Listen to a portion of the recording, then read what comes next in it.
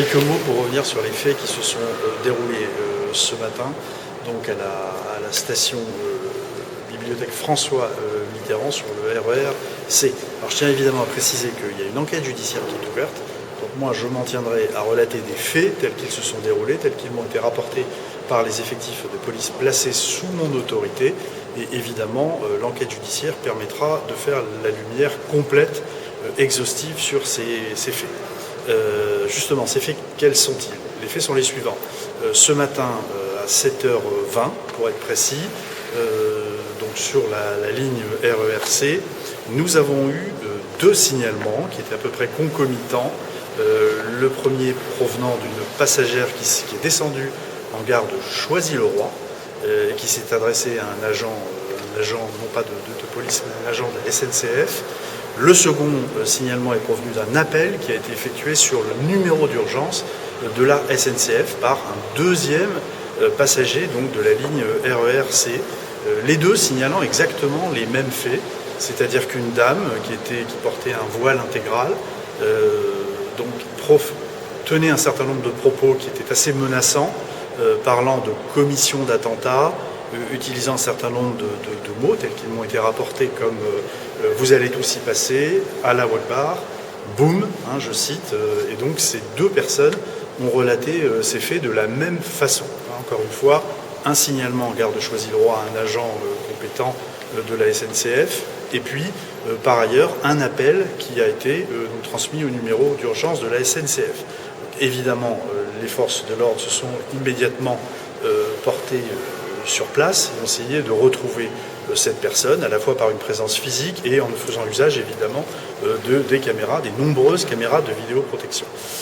À peine quelques minutes après, la personne en question donc a été vue, a été reconnue et sont intervenus dans un premier temps des fonctionnaires de la SUGE, donc de la police de la SNCF, et puis des policiers locaux qui, un peu avant 8 heures, donc on demandait à cette personne de s'asseoir au sol et compte tenu du risque, des mots qui avaient été prononcés et du risque que cette personne soit en détention d'armes ou d'explosifs, ont à ce moment-là instauré un périmètre de sécurité. La gare a été évacuée, selon le protocole maintenant bien rodé, bien connu.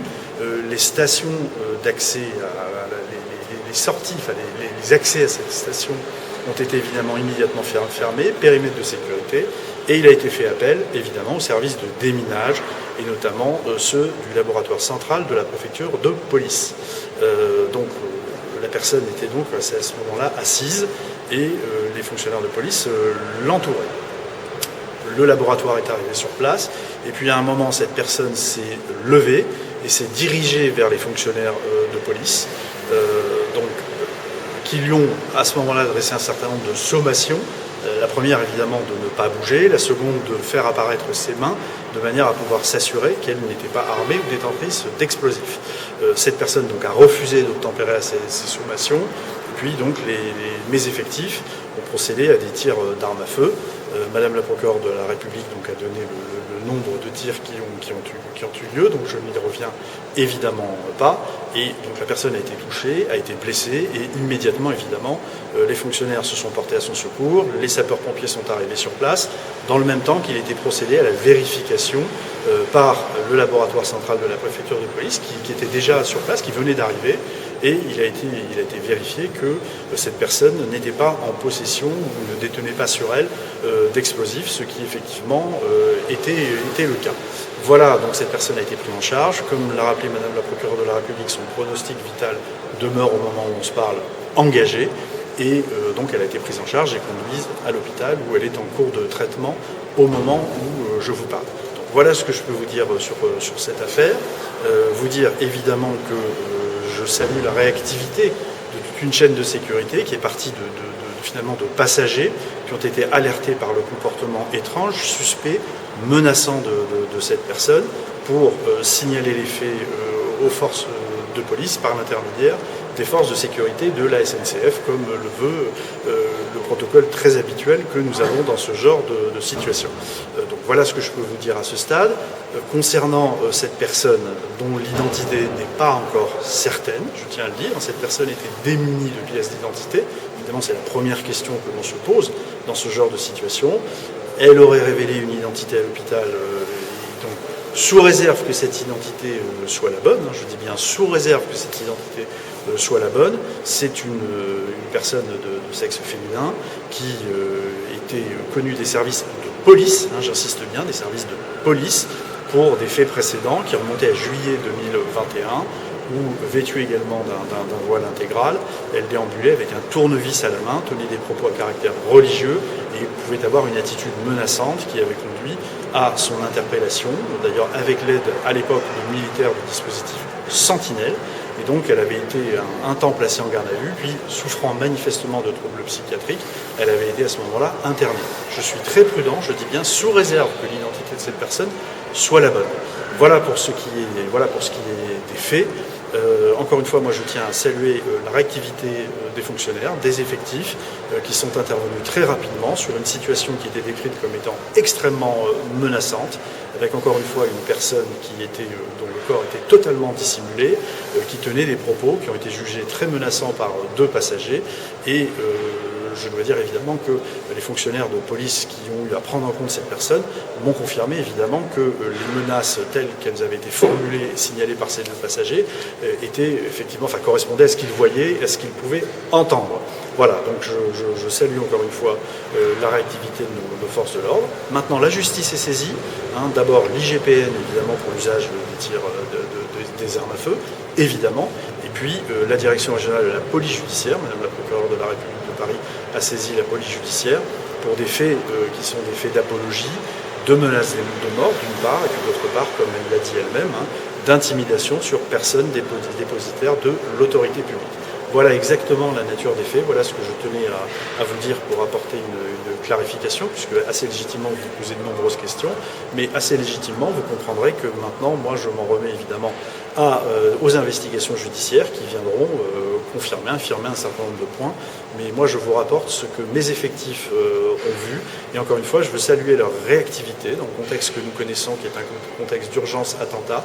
Il y a une chaîne de sécurité qui s'est mise en place et qu'il faut saluer, des passagers qui font des signalements et des forces de l'ordre qui réagissent vraiment très rapidement pour essayer donc faire plus qu'essayer, donc contenir d'éventuelles menaces. Voilà ce que je tenais à vous dire ce matin. Est-ce qu'on sait si c'était organisé, est-ce qu'on a des pistes sur les auteurs? Un témoin nous parle d'Action française.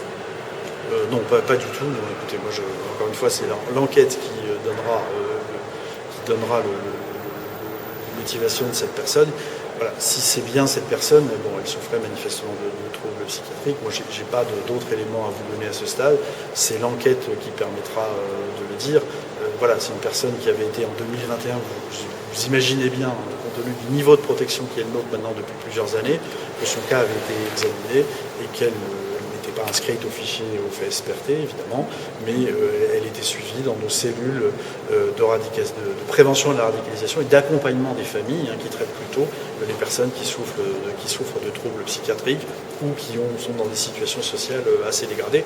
Mais voilà, nous n'avions pas d'inscription au FSPRT, elle était connue des services de police pour ce fait de juillet 2021, mais encore une fois, j'insiste, l'identité n'est pas confirmée à ce stade, c'est uniquement une identité déclarative, et donc il faut rester évidemment très très prudent.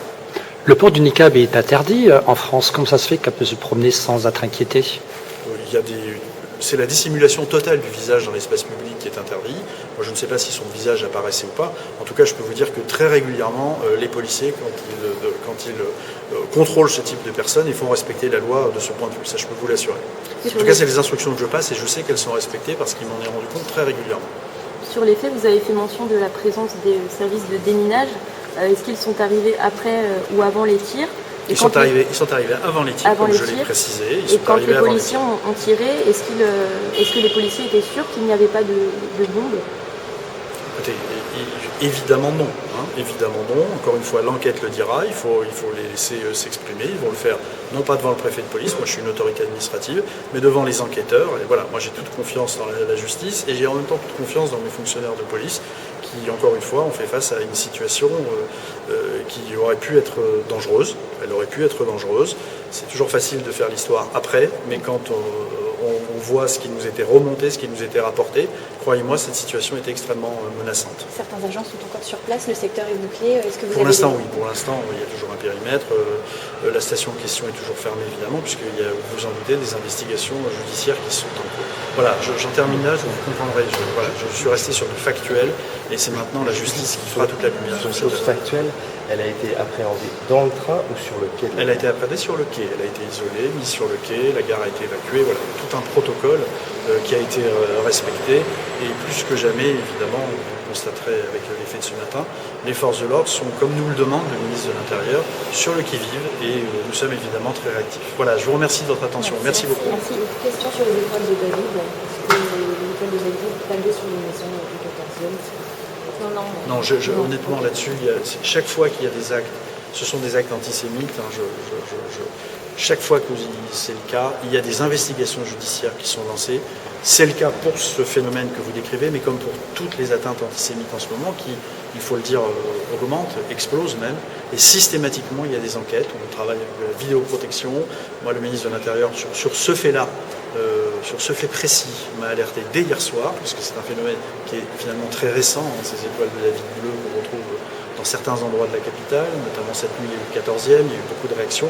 Le ministre de l'Intérieur est très attentif sur ce sujet, il m'a demandé de déployer tous les moyens pour retrouver les auteurs, et c'est ce que nous allons faire, notamment à l'aide de la vidéoprotection. Et voilà, donc les investigations vont se poursuivre.